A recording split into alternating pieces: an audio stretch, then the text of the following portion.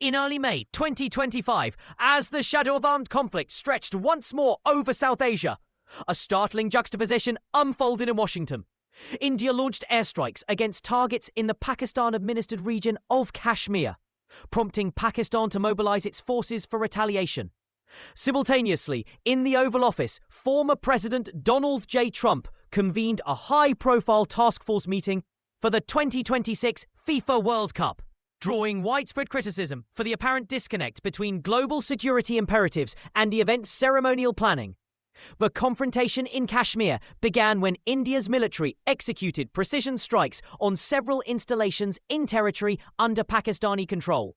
The Indian army publicly declared that justice is served following the operation, while Islamabad swiftly announced retaliatory measures, marking an alarming escalation in a region historically fraught with tension.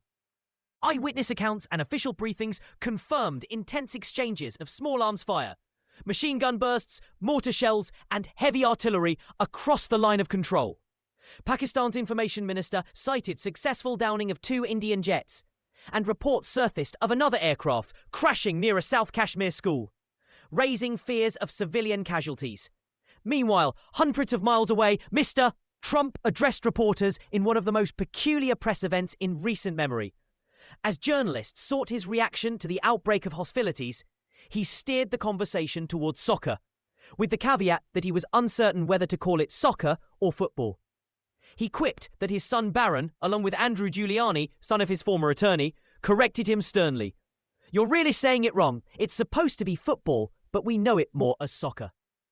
This exchange underscored a sense of frivolity at odds with the gravity of the situation unfolding in South Asia. Trump then turned to Andrew Giuliani, praising his competitive golf prowess and urging him to reassure the press. "Tell everyone I'm a good golfer." Giuliani complied, and Trump lauded not only his golfing skill, but also his competitive nature and familial lineage, praising Rudy Giuliani as the greatest mayor in the history of New York. Observers noted the bizarre triumphalism in an event shadowed by global conflict. The former president's remarks soon shifted to Russia's long controversial expulsion from the G8 forum. Trump decried its removal under Prime Minister Justin Trudeau and President Barack Obama, claiming that readmitting Russia might have averted millions of deaths. He insisted that if Russia had remained at the table, the nation would not have been hammered by other leaders, suggesting that collective diplomacy could have restrained Moscow's actions. Moments later, Trump professed surprise at learning of Russia's ban from participation in the 2026 World Cup. When asked, "Russia has been banned from playing the next World Cup, what's your position?" he replied, "I didn't know that. Is that right?" Displaying tentative support for eventual readmission, he mused that reinstating Russia could be a good incentive to foster peace, noting the ongoing tragedy of 5,000 young people a week being killed. Not content with commentary on global soccer politics, the former president amplified Republican Senator J.D. Vance's warning to international visitors. "Tourists must depart the United States when you're supposed to go or else face enforcement by Homeland Security Secretary Alejandro Mayorkas." Vance's rhetoric threatened those attending the World Cup with detention or worse if they overstayed their visas, reflecting a hardline stance that human rights advocates decried as menacing and counterproductive. Amid these political pronouncements, Trump pivoted to a corporate endorsement of Sol's new out-of-office THC-infused beverages. He extolled the products as a low-calorie, gluten-free alternative to alcohol, offering microdoses of THC and CBD with no hangover, no regrets. He praised flavors such as raspberry lemonade and cucumber melon lime, highlighted dosage options of 2.5 and 5 milligrams per can, and urged listeners to purchase online using his promotional code. Trump lauded company founders Mike and Angie Lee, a former pro boxer and a wellness speaker, for creating natural alternatives to stress and sleep. Only then did he briefly return to the conflict in Kashmir, expressing that it's a shame war had broken out and voicing the hope that hostilities end very quickly. He suggested making phone calls or reaching out to NATO, unwittingly highlighting the current administration's strained relations with traditional allies. His cursory remarks stood in stark contrast to the detailed intelligence shared moments earlier by senior defense officials. In the same session, Trump asserted that he could finalize 50 to 100 international trade deals immediately, likening the United States to a beautiful store that nations now clamor to enter. He portrayed himself the shopkeeper, who alone could set favorable terms. Reaffirming his trademark commercial bravado, the former president then launched an attack on New York Attorney General Letitia Tish James, referencing a criminal referral filed against her. He branded her a disaster for New York and a total crook, accusing her of campaigning solely on anti-Trump rhetoric. He clarified that his comments were just my opinion, but implied that her legal actions were politically motivated. Turning to Eastern Europe, Trump claimed credit for halting Russia's advance into Ukraine. He cited his numerous meetings with President Vladimir Putin, stating that if we weren't here, they would be right now fighting to take the whole country. He judged this to be a lot of progress, despite ongoing conflict in the Donbass region that stalled peace negotiations.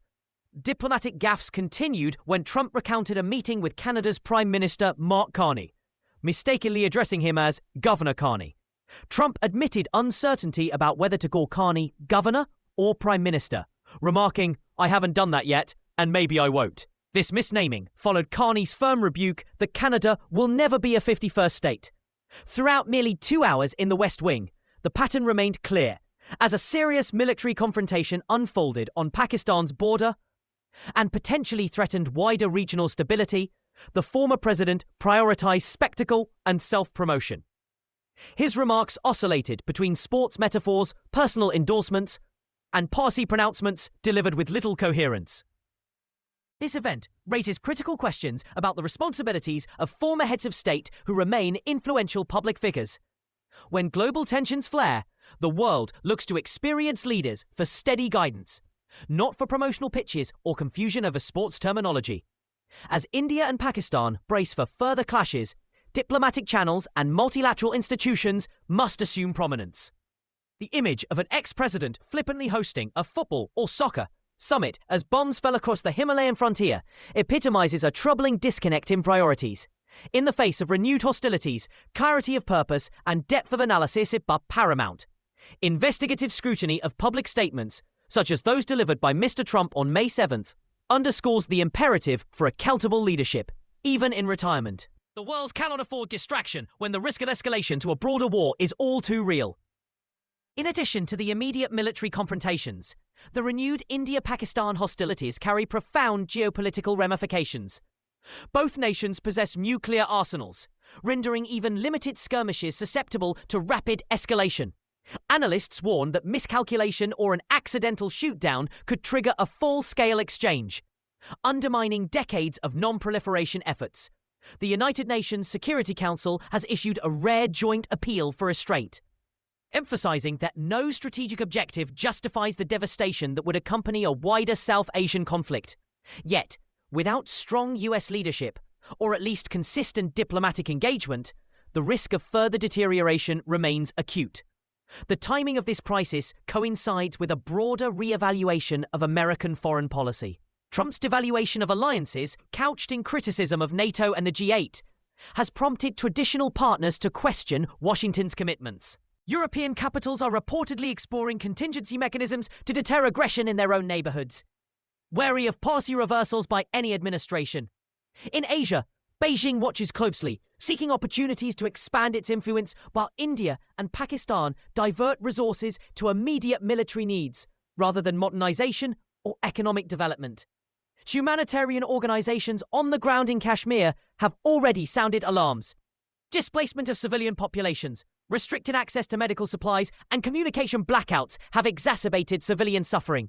Reports of cross-border shelling near populated areas underscore the danger to non-combatants. International human rights groups are calling for unimpeded delivery of aid and for both sides to respect the laws of armed conflict.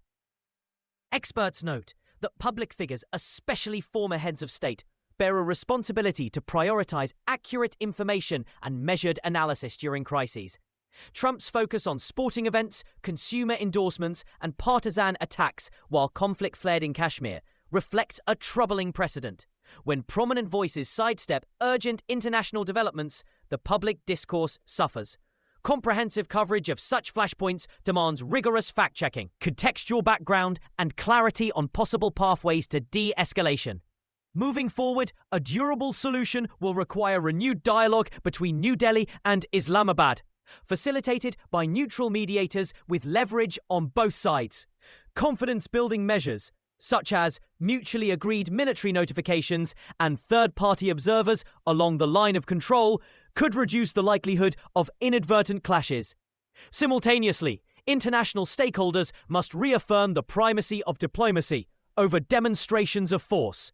Ultimately, the convergence of high-stakes diplomacy, territorial disputes, and domestic political theatre, as exemplified by the Oval Office spectacle, underscores an unsettling reality. In an interconnected world, distractions at the top reverberate across battlefields and boardrooms alike. It is only through coherent strategy, steadfast alliances, and unwavering attention to human consequences that a cycle of confrontation might be broken.